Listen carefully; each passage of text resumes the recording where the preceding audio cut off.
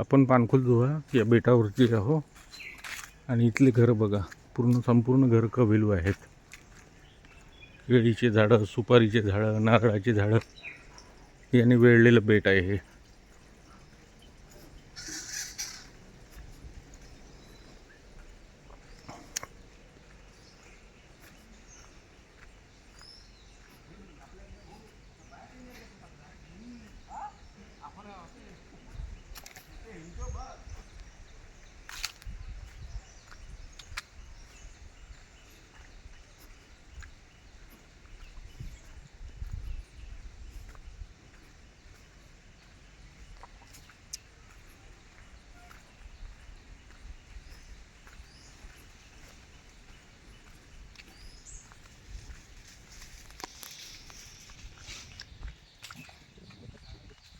कोकम वाळायला टाकले इकडे.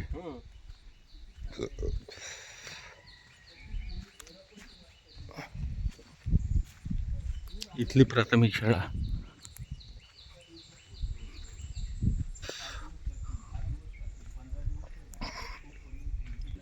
त्यांचं झालं होते पूर्ण 4 ते 5 महिन्याचं राशन एका वेळी भरावं लागतं. नंतर कसं जर इमर्जन्सी कामच असले तर बोट काढायचे आणि त्या साईडला जायचं. खूप शांतता आहे या गावामध्ये. चिमण्यांचा चिवचिवाट ऐकू येतो. एकदम पीसफुल एन्व्हायरमेंट आहे.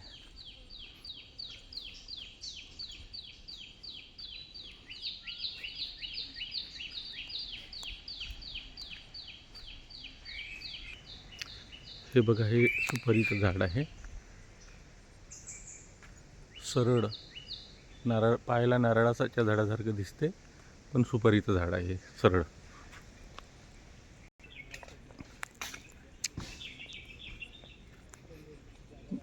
फणस किंवा नारळ पडलं, जोरात आवाज आला तिकडून.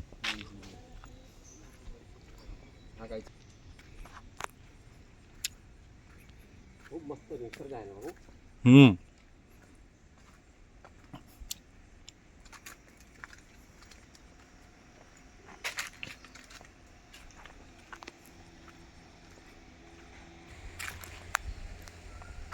इथली संपूर्ण घरं तुम्हाला अशीच दिसतील.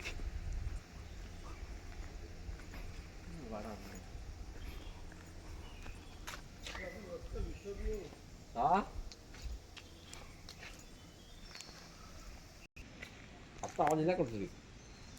पण असलं पाहिजे ना भाऊ. आवाज येतोय बाबा. कोकम वाळायला घातलंय. तू जांभळ्या करायचा पुढे आंबे किन नाही करायचं. अरे कुठं आहे तुम्ही बसून? भाऊ लावला टाकून म्हणजे पोचल्यामध्ये चला. पोचलाय का? आता कुठल्या बाजूला झालं का मदत होत आहे? काय म्हणता तू? काय घेत आहे? कुठं आता काही गावची येतो मी भेटले. हो. अरे केवढे ओढं काढते का कोट्याची. मास्टर गावरानी कोंबड्या पण आहेत तिथं. कोंबडा बसला तिथं लपून.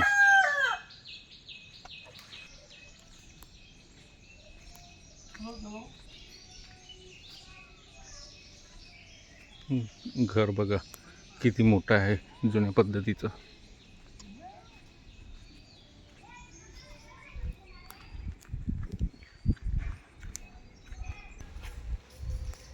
नळ आले वाटते. नळ आले. हे कशाचे फळ आहे दादा? ते गोल गोल.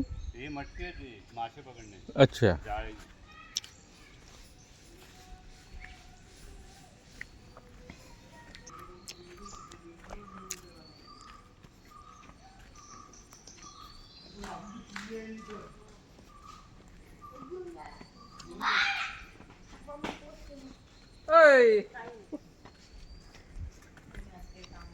कोणत्या क्लास में तुला हिंदी पण येते का? इंग्लिश इंग्लिश नाही तुला अबे तुला इंग्लिश तरी येते का? काल या वाड्यात आलो होतो आपण.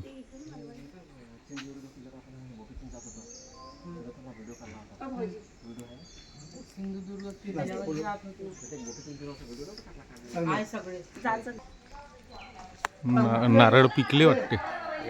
कोण चाललंय? नारळ पिकले. अरे खूप येणार तुला. ए पप्पा तुम्हाला तिथपर्यंत चढता येते?